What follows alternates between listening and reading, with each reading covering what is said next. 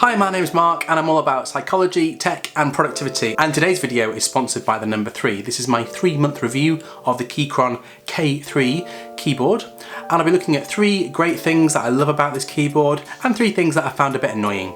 Let's take a look. So if you've watched any of my Keychron unboxings or my K3, K2 comparison video, you'll know I'm a really big fan of this company's keyboards and accessories. Now I've had the K3 now for the last 3 months, I've been using it on a daily basis and I wanted to share some of my thoughts. Worth noting, I am basing this review on the version 1 of the keyboard, and if you are going to be placing your order today, it's very likely you'll be getting the new updated version of the K3. Now I'm hoping to get my hands on the new edition really soon, and of course when I do, I'll be posting a video of some of the comparisons between version 1 and version 2 and which one's best. Anyway, let's start with the 3 good things.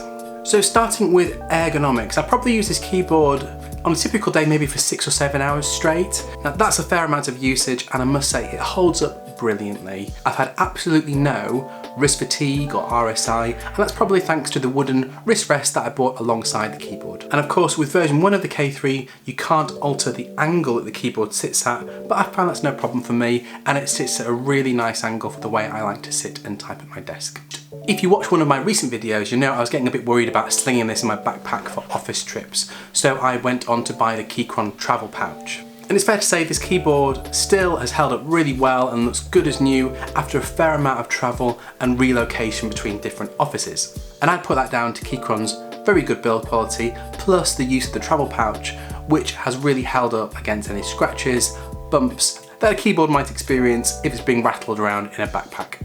And this point on wear and tear also includes the keycaps, which are good as new and showing absolutely no signs of fading or scuffing.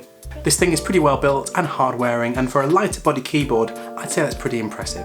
So on to the all important typing experience. Now I went for the brown switches, which I found to be super responsive and not too noisy. Certainly not noisy enough that my wife would come in and tell me that I'm making too much noise in my home office, which has happened with some of my other keyboards that I've owned. Now this is a 75% layout and I found that that's absolutely fine, no issues with overcrowding and absolutely no issues switching between this keyboard and a full-size keyboard. And when I say a full-size keyboard, yes, I am talking about the Apple Magic Keyboard, and I'm sure this is sacrilege for full-blown keyboard nerds, but I like it, and just sometimes you gotta have a numpad, right? Anyway, the travel on the keys is just right, and I've not noticed any that wobble about or had to get my key removal tool out for any reason. On to 3 annoying things then now. I must say, there's not much to say here, but the 3 points I do want to make are pretty significant. And first of all, when this keyboard is wired up, it works pretty much perfectly with 0 latency, but when it's connected via Bluetooth, it can be a little bit on the shonky side. Rather than describe this to you, let me show you what I'm talking about.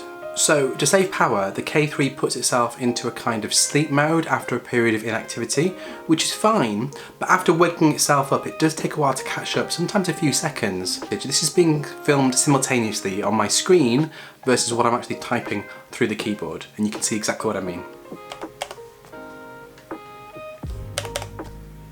And then sometimes the Bluetooth just seems to drop off entirely and I'll be typing away and look up and find that the text on my screen has been left behind sort of 5 or 6 seconds ago. I don't think there's any consistency about when this happens, but it's really frustrating when it does.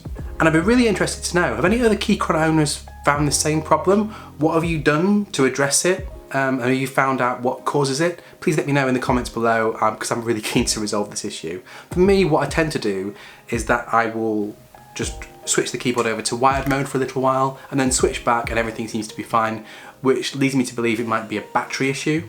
But hey, I'd be interested to know what you guys think. So secondly, and bearing in mind, I made a real effort to clean this keyboard up to shoot some of the B-roll for this video. This is a really difficult keyboard to keep clean.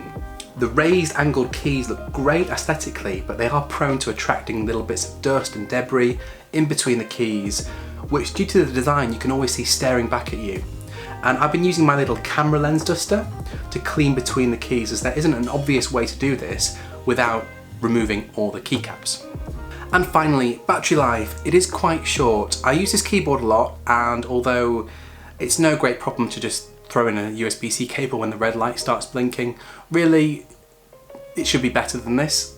Typically, with none of the light effects switched on and with 6 to 7 hours of use per day, I'd normally get 2 to 3 days use out of this keyboard before it prompts me for a recharge. That's not great and could use some improvement, which hopefully will come in future versions. But honestly, that's about it. It's a great keyboard, and 3 months on, it hasn't lost its edge for a pure and enjoyable typing experience after 3 months of ownership. Now, if you're trying to decide between this and the K2, check out my comparison video for a detailed look at both keyboards. And if you're thinking about buying any of the Keychron products, check out the link below for a 10% discount on any product via their website.